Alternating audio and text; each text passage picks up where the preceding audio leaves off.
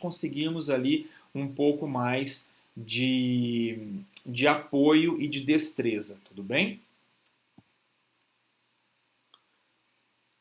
Com relação aos princípios de retalho agora, gente, quando nós fazemos uma incisão, um outro princípio que nós temos que respeitar é o fato da base do retalho, olha só, a base do retalho ser maior do que a altura do retalho, tá? Isso é extremamente importante para que a gente consiga garantir a irrigação desse retalho.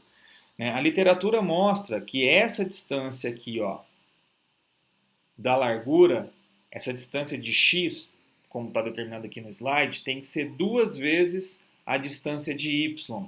Ou seja, essa base aqui, ó, ela tem que ser 2 vezes maior do que essa altura. Isso para que todo o meu retalho receba irrigação. Tá? Quando a gente pensa ao contrário, quando essa base aqui ela é pequena, né? Então no caso, quando eu abro a minha incisão num outro sentido, não nesse sentido divergente, mas convergente, se eu precisasse dessa forma aqui, ó, para cá e para cá, eu tenho uma base muito curtinha e uma extremidade livre muito ampla e eu não vou ter uma correta irrigação do meu retalho e esse retalho ele pode necrosar. Tudo bem?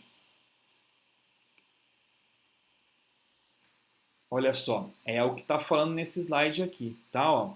Então as incisões elas devem ser divergentes, ó. Elas jamais podem ser convergentes. Por quê? Porque se ela é divergente, o meu dente está aqui e eu inciso de forma divergente para baixo ou que seja para cima, se eu estiver operando um dente superior, eu tenho uma base maior.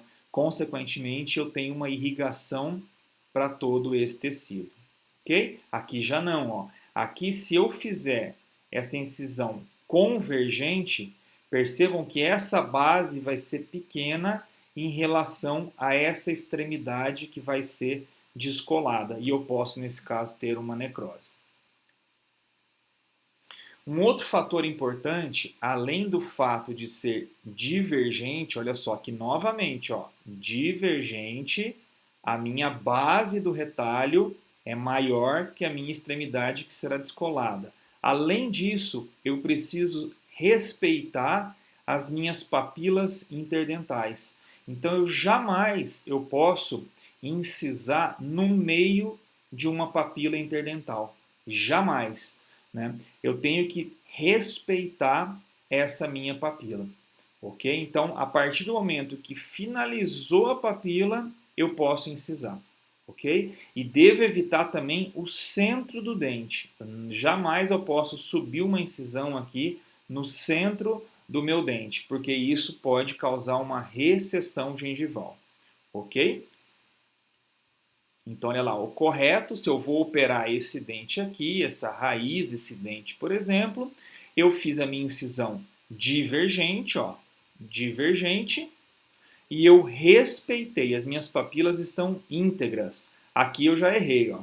Aqui é o incorreto. Aqui o cirurgião ele incisou no meio da papila e aqui também no meio da papila.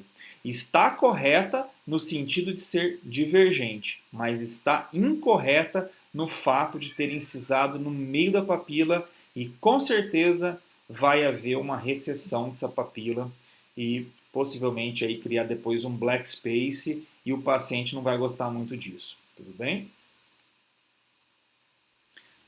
Um outro princípio que eu preciso observar. Eu preciso que a minha lâmina seja utilizada, seja incisada de maneira firme, nítida. Eu preciso evitar linhas secundárias, que é o que está mostrando aqui, ó. Então, a partir do momento que eu colocar a minha lâmina para incisar, eu tenho que ir do começo, que eu vou ali utilizar a minha incisão, até o final, sabe?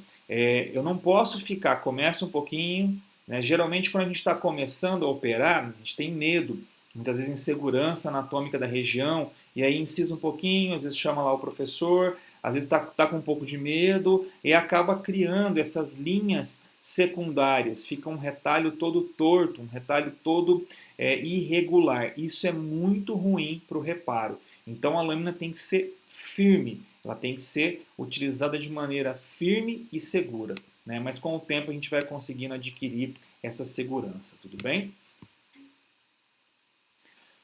Um outro princípio interessante, na maioria das vezes, principalmente na exodontia, e o nosso objetivo aqui é inserir vocês na exodontia, nós utilizamos retalhos que nós chamamos de retalhos mucoperiosteais, tá?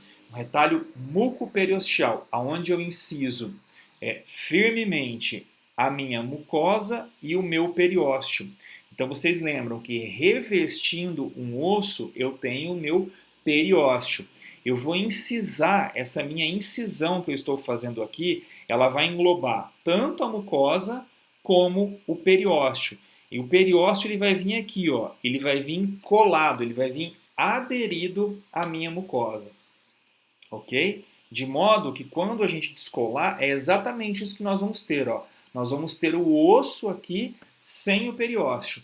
Por quê? Porque essa minha incisão aqui, eu fiz ela de forma firme, e eu incisei ela de modo que ela incisou a minha mucosa e o meu periósteo que está aqui, ó. Ok? Quando eu descolo, quando eu faço o rebatimento desse retalho, aqui eu já caio no osso, né? Não tem periósteo aqui revestindo esse osso. Mas isso a gente consegue quando nós fazemos uma incisão firme, sem medo de incisar. Tudo bem? Eu preciso também, um outro princípio de retalho, eu preciso incisar de maneira que eu faça, que eu permita posteriormente um fechamento sobre um osso sadio. Então, se eu, através da minha radiografia, através do meu exame tomográfico, eu vi que essa lesão ela está nessa região do ápice, eu preciso incisar aqui embaixo. Ó. Por quê? Porque depois que eu voltar esse retalho aqui, aonde eu vou suturar tem que ter osso íntegro. Aqui está incorreto, ó. Aqui o cirurgião planejou mal a incisão, porque ele teve acesso à radiografia, né, ao exame tomográfico, eventualmente, mas ele incisou sobre a minha lesão, por exemplo. Então, quando ele voltar esse retalho aqui e suturar, esse retalho vai ficar sobre o osso, sobre um defeito ósseo. E isso pode dar uma deiscência que a gente abre, a sutura ela pode abrir, né, e nós temos uma exposição óssea no pós-operatório. Isso também não é desejável. Então, outro princípio é planejar nossa incisão sobre um osso saudável. Preservar estruturas anatômicas importantes, e isso nós falamos lá no início também da aula, eu preciso conhecer. Então, se eu vou fazer uma incisão, por exemplo, para remover um terceiro molar superior, eu tenho que fazer ela mais para vestibular nessa região do ramo ascendente. Por quê? Porque na lingual da mandíbula, nessa região de ramo ascendente, cerca de 6 milímetros aqui da minha crista óssea, passa, por exemplo, o nervo lingual. Então, se eu fizer essa incisão paralingual aqui, ó, eu posso pegar o meu nervo lingual. Ok? Então, isso é conhecer anatomia e incisar sem medo. Mas nós vamos retomar isso aí também com o tempo.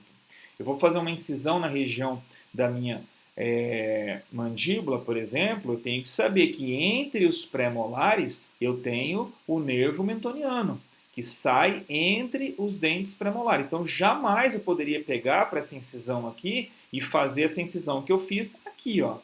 Se eu fizer isso, eu vou romper o nervo e vocês sabem que raramente um nervo ele vai se recuperar, né, após incisado, após rompido os seus dois cotos. Então eu tenho que também saber que nessa região eu não posso incisar. São os conhecimentos anatômicos. Tipos de retalho, bem rapidamente, para a gente finalizar a incisão.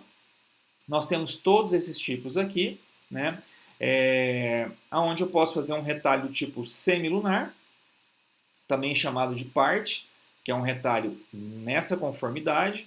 Veja, a minha lesão estava aqui, eu incisei para baixo dela. É uma semilua, é um retalho semilunar. Monoangular alto, que é onde eu faço, não aqui embaixo, ó, não na região de papila, eu faço ele alto e faço um ângulo só. É como se a gente fizesse, a gente chama disso aqui de incisão relaxante. essa é a incisão principal e essa incisão vertical é a relaxante. Nesse retalho, eu faço uma incisão relaxante. Ele é monoangular, ele tem apenas um ângulo, tudo bem? Monoangular baixo é quando eu faço aqui na região de papilas, ó. Eu respeito a papila, mas faço aqui embaixo, descolando através do meu suco gengival. Só que eu faço um monoângulo, eu faço uma incisão relaxante apenas, como está representado aqui, ó.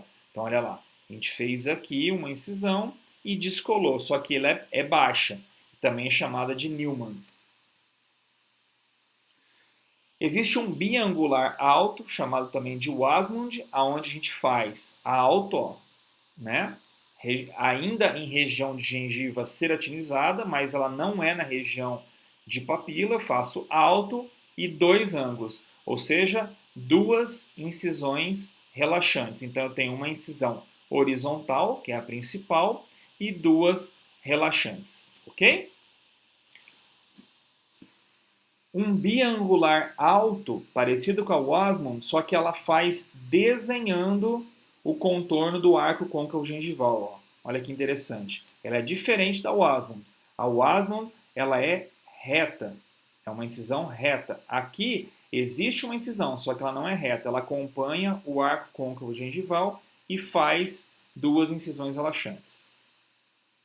Assim como também eu posso fazer um biangular baixo, também chamado de Novak, onde eu descolo aqui as minhas papilas, faço uma incisão em sulco gengival aqui e duas incisões relaxantes, ok? Sempre divergente, de modo que essa base aqui ela fique maior do que essa extremidade que será descolada, de modo que eu faça a minha incisão aqui, aonde quando eu voltar o osso vai estar saudável. A minha lesão está aqui em cima. Tudo bem? Esse aqui é um outro tipo de retalho que nós falamos um pouquinho, mas não se preocupem com isso, vai ter uma aula só de terceiro molares para vocês, mas é uma incisão chamada incisão de Archer, utilizada para terceiros molares, ok? Uma outra manobra é a exérese, então nós estamos nas manobras cirúrgicas fundamentais, nós temos a diérese, que nós acabamos de detalhar para vocês, que é o ato de incisar, e nós temos a exérese, que nada mais é do que o ato de remover. Então, todas as vezes que eu faço a remoção de um dente, de um tecido mole, de uma lesão, eu estou fazendo uma exérese. Como aqui, ó, né? Então eu vou tirar esse terceiro molar, estou tirando meu terceiro molar, estou fazendo uma exérese. Exérese é o ato de remover. Eu estou removendo uma lesão que possivelmente é uma mucocele no meu lábio inferior, eu estou fazendo uma exérese dessa lesão, ok? É uma remoção de algo, seja um dente, um tecido ou uma lesão. Não tem muito o que detalhar muito da exérese, não. Hemostasia, que é extremamente importante, que é o ato onde nós fazemos a prevenção, né? Coibimos hemorragias, sangramentos, tanto no trans como no pós-operatório. E isso é chamado de hemostasia e é uma manobra cirúrgica fundamental. Tá? O que eu posso fazer para conseguir uma hemostasia? O mais básico de tudo, o que a gente sempre vai pedir para que vocês se atentem, utilizem, compressas de gás. Tá? É o primeiro agente hemostático, por ser muito barato, por ser muito simples, é um método eficaz e consiste em se comprimir o foco hemorrágico. Ok? Eu faço uma compressão.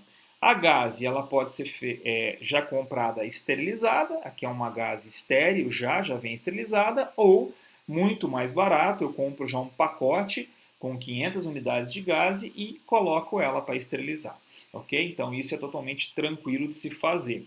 E como é que eu vou utilizar? Bom, eu extraí um dente aqui, eu estou achando que está com um sangramento, né? Ou mesmo que não esteja com sangramento, mas eu quero fazer uma prevenção desse sangramento, é muito comum a gente pedir para que o paciente ele faça ali o mordiscamento, que ele morda uma gase durante cerca de 8 a 10 minutos. Então, se a gente faz isso antes da sutura, então antes de suturar eu peço para que o paciente